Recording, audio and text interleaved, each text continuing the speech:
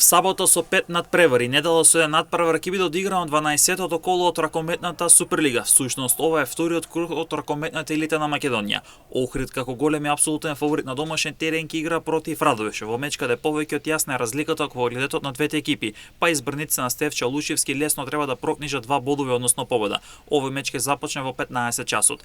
2 часа подоцна во Битола шампионот Евроформ Пелистер ќе се соочи со тимот на Тиквеш од Кавадарци, каде и двете екипи ќе се надигруваат за двата бодови. Битолчани ќе бидат фаворити за нов триумф во однос на тимот од Кавадарци, кој ќе сака да направи изненадување и да освои бодови во Битола.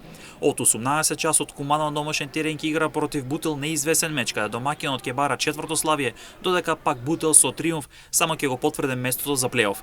Во ист термин во Велески ќе одмерат силите Бисинов кој ќе игра против Струга во дерби од ното на табелата и дерби за двата бодови. Дебитантот ќе бара второ славие бидејќи првиот триумф е токму на Струга во гости.